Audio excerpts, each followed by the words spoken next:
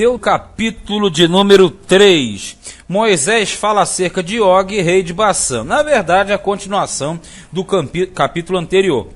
Na verdade, eles venceram ao rei de Seom, rei de Esbom, e agora, no caso, a próxima peleja foi com Og, rei de Bassã. Diz assim, verso 3, capítulo 3, verso 1, perdão. Depois nos viramos e subimos o caminho de Bassã. E Og, rei de Bassã, nos saiu ao encontro, ele e todo o seu povo a peleja em Edrei. Então o Senhor me disse, não temas, porque a ele e a todo o seu povo e a sua terra tenho dado na tua mão.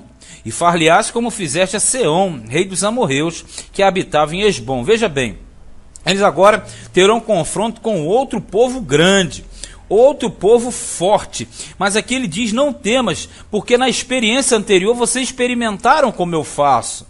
Então sempre nós entendemos que as obras de Deus, elas são cumulativas.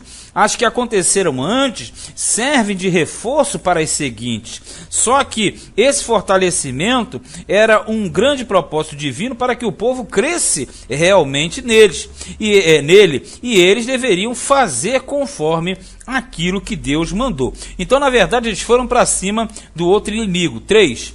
E também o Senhor nosso Deus nos deu na nossa mão a Og, rei de Bassã, e a todo o seu povo, de maneira que ferimos até que ninguém lhe ficou de restante.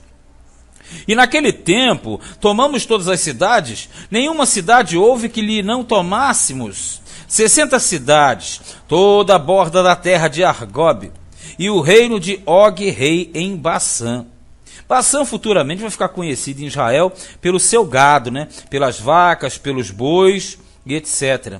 Todas essas cidades eram fortificadas com altos muros, portas e ferrolhos, além de outras muitas cidades sem muros. Quando fala portas e ferrolhos, é aquela cidade que tem uma muralha considerada por eles intransponível, mas que para Deus, na verdade, não era intransponível. E destruímos-las, como fizemos a Seom, rei de Esbom, destruindo todas as cidades, homens, mulheres e crianças. Então você sabe que a tolerância aqui é zero.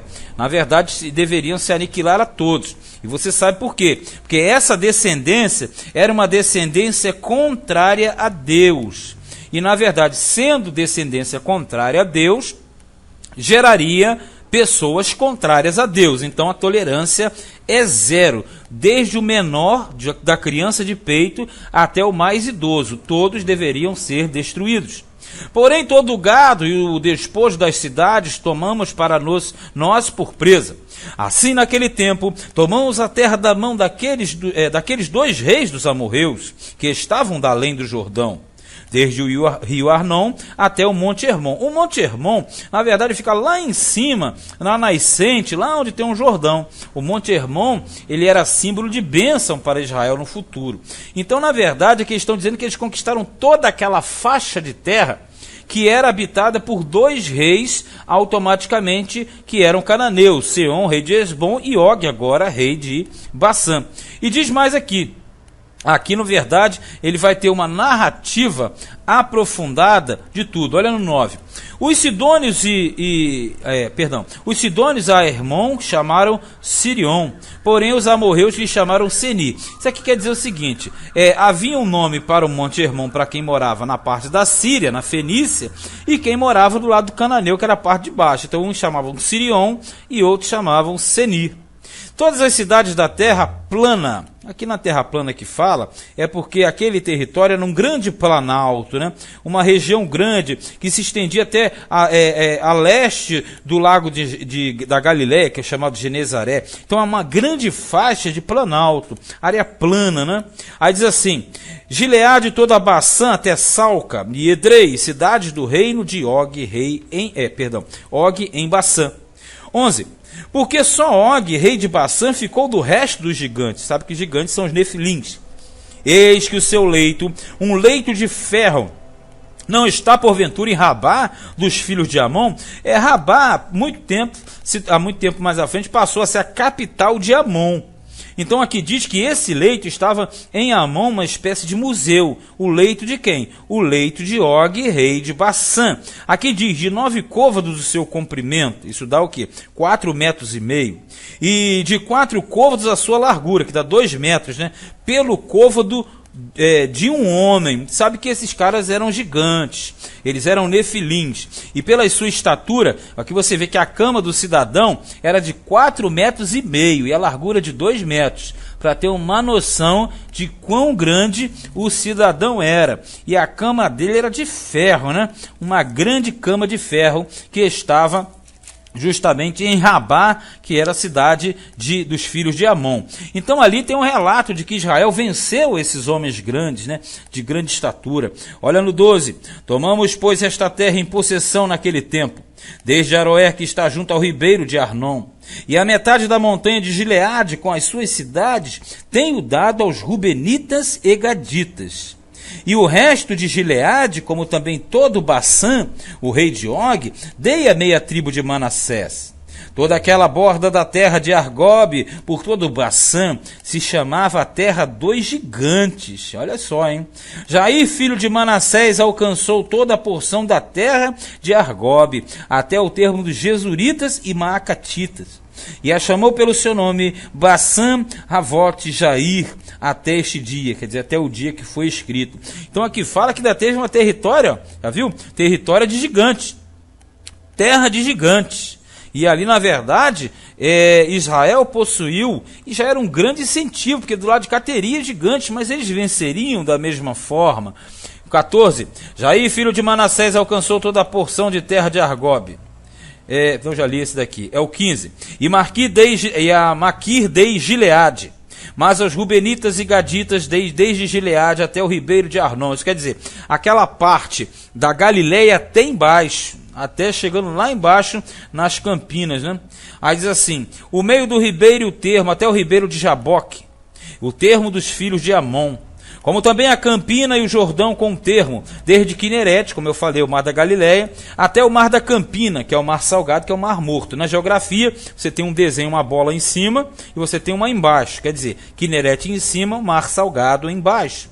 Abaixo de Asdod e Pisga, para o oriente. Asdod e Pisga ficavam naquela região montanhosa ali de Moabe. E vos mandei mais, no mesmo tempo, dizendo, o Senhor vosso Deus vos deu esta terra para possuí-la. Passai, pois, armados, vós, todos os homens valentes, adiante de vossos irmãos, os filhos de Israel. Porque, na verdade, nós sabemos que eles tiveram um propósito de ficar com aquela terra, mas deveriam passar a peleja do outro lado. Versículo 19. Então, somente vossas mulheres e vossas crianças e vosso gado, porque eu sei que tendes muito gado, ficarão nas vossas cidades que já vos tenho dado, até que o Senhor dê descanso a vossos irmãos como a vós, para que eles herdem também a terra que o Senhor vosso Deus lhes há de dar da além do Jordão. Então voltareis cada qual a sua herança, que já vos tenho dado. É o que nós sabemos, eles passariam, né, Ruben, Gade e meia tribo de Manassés, pelejariam do outro lado para ajudar Israel a possuir a terra, depois eles retornariam ao território que na verdade lhes pertencia, que era o território que eles haviam conquistado antes de ultrapassarem o Jordão. Também dei ordem a Josué no mesmo tempo, dizendo, os teus olhos veem tudo o que o Senhor vosso Deus tem feito a estes 2 reis. Assim fará o Senhor a todos os reinos, a que tu passarás. Não os temais, porque o Senhor vosso Deus é o que peleja por vós. Nós sabemos que o Josué seria e foi o grande líder substituto de Moisés. Então Moisés falou, Josué, está vendo aí? O que aconteceu aqui com esses 2 reis, acontecerá lá do outro lado com mais 31 reis. Porque do outro lado, 31 reis foram vencidos por Israel. Já aqui no versículo de número 23, aí tem uma mudança. Aqui fala da oração que Moisés fez para tentar entrar em Canaã, mas Deus barrou e disse que não. 23, ó. Também eu pedi graça ao Senhor no mesmo tempo, dizendo, Senhor Jeová, Já começaste a mostrar ao teu servo a tua grandeza e a tua forte mão. Porque que Deus há nos céus e na terra que possa fazer segundo as tuas obras e segundo a tua fortaleza? Rogo-te que me deixes passar, para que veja esta boa terra que está da além do Jordão, esta boa montanha e o Líbano. Veja bem, o Moisés estava condenado a não entrar em Canaã, você sabe disso. Ele foi condenado a morrer como aquela geração antiga. E aqui ele vendo tudo isso, aquele relata que fez uma oração pedindo a Deus para ele voltar atrás e deixá-lo entrar em Canaã. Só que aqui diz que Deus não voltou atrás não. No 26 diz, porém o Senhor se indignou muito contra mim, por causa de vós, e não me ouviu. Antes o Senhor me disse, basta, não me fales mais neste negócio. Sobe ao cume de Pisga, e levanta os teus olhos ao ocidente, ao norte, ao sul e ao oriente, e vê com os teus olhos, porque não passarás este Jordão. Subir ao monte de Pisga é subir naquela cordilheira de Abarim, lembra? Os outeirinhos de Abarim.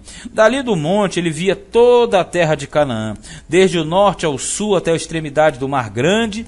Ele fala assim, lá você sobe, dá uma olhada, mas tu não passarás o Jordão. Manda, pois, a Josué, e esforça-o, e conforta-o, porque ele passará diante deste povo e o fará possuir a terra que apenas verás. Quer dizer, você vai ver, mas não vai entrar. Assim ficamos neste vale defronte de Bet-peor. Bet-peor é casa de Peor, o local do templo, né? Porque na verdade nós já falamos, ali você tinha vários montes, e vários montes consagrados aos cultos de idolatria, às divindades. Baal Peor, Baal Zefon, Baal etc e tal, né? Baal Berite.